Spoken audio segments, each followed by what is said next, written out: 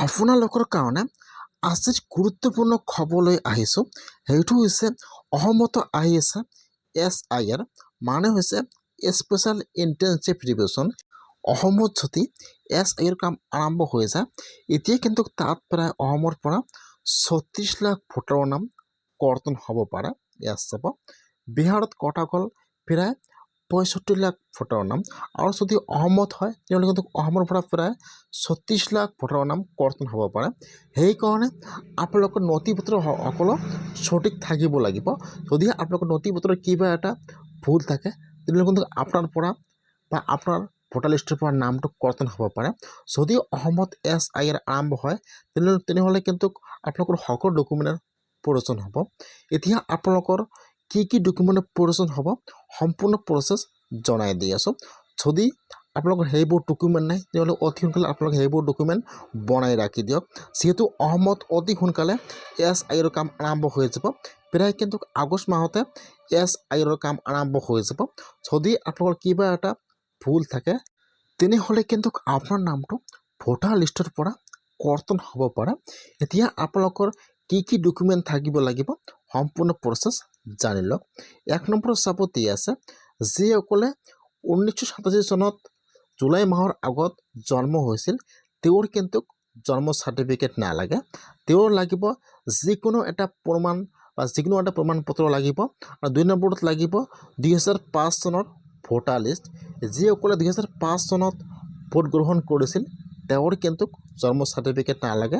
তেওঁৰ খালি যিকোনো এটা ডকুমেণ্ট দিলে হৈ যাব আৰু ভোটাৰ লিষ্টত দিলে হৈ যাব। তেওঁৰ আৰু একো ডকুমেণ্ট জমা দিব নালাগে। আৰু 2 নম্বৰত চাব দি আছে, যিসকলে 1987 চনৰ জুলাই মাহৰ পৰা 2002 চনৰ ডিচেম্বৰৰ ভিতৰত জন্মগ্ৰহণ কৰিছিল তেওঁৰ কিন্তু জন্ম চাৰ্টিফিকেট লাগিব।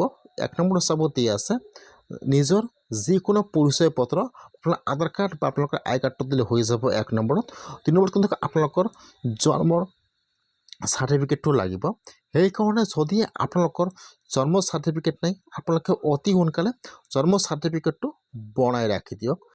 আপোনাৰ কিন্তু জন্ম চাৰ্টিফিকেট লাগিব 2002 চনৰ আগৰ পৰা 1987 চনৰ ভিতৰত যিসকলে জন্মগ্ৰহণ কৰিছিল তেওঁৰ কিন্তু জন্ম চাৰ্টিফিকেট লাগিব। আৰু ইয়াত চাব দি আছে, নিজৰ অথবা পিতৃ মাতৃৰ নাম থকা 2005 চনৰ ভোটাৰ লিষ্টটো দিব লাগিব। সেইকেইটা এইকেইটা ডকুমেণ্ট লাগিব। আৰু যিসকলে 2002 চনৰ পিছত জন্মগ্ৰহণ কৰিছিল তেওঁৰো কিন্তু ছেম ডকুমেণ্ট লাগিব। ইয়াত চাব দি আছে, নিজৰ যিকোনো পৰিচয় পত্ৰ, আৰু 2 নম্বৰত জন্মৰ প্ৰমাণ পত্ৰ, আৰু 3 নম্বৰত পিতৃ মাতৃৰ উভয়ৰ পৰিচয় পত্ৰ বা আপোনালোকৰ মাকৰ আৰু বাপেকৰ ভোটাৰ ID কাৰ্ড অথবা আপোনালোকৰ আধাৰ কাৰ্ড লাগিব। আৰু 2005 চনৰ ভোটাৰ লিষ্ট লাগিব। যিহেতু অসমত অতি সোনকালে SIR কাম আৰম্ভ হৈ যাব, প্ৰায় কিন্তু আগষ্ট মাহতে SIR কাম আৰম্ভ হৈ যাব। সেইকাৰণে যদি আপোনালোকৰ কিবা ডকুমেণ্ট নাই তেনেহ'লে আপোনালোকে আজিয়ে সকলো ডকুমেণ্ট ৰেডি কৰি ৰাখি দিয়ক। প্ৰায় কিন্তু 20 আগষ্টৰ পিছতে 20 আগষ্টৰ পৰা SIR কাম আৰম্ভ হৈ যাব। সেইকাৰণে অতি সোনকালে আপোনাৰ হাতত সাজু কৰি ৰাখক এইকেইটা ডকুমেণ্ট, নহ'লে কিন্তু আপোনালোকৰ ভোটাৰ লিষ্টৰ পৰা নামটো কৰ্তন হৈ যাব পাৰে। বিহাৰত প্ৰায় কিন্তু 36 লাখ ভোটাৰৰ নাম কৰ্তন হৈ গৈছে। সেইকাৰণে আপোনালোকে অতি সোনকালে আপোনাৰ হাতত ডকুমেণ্ট ৰেডি কৰি ৰাখি দিয়ক। অসমত অতি সোনকালে SIR কাম আৰম্ভ হৈ যাব।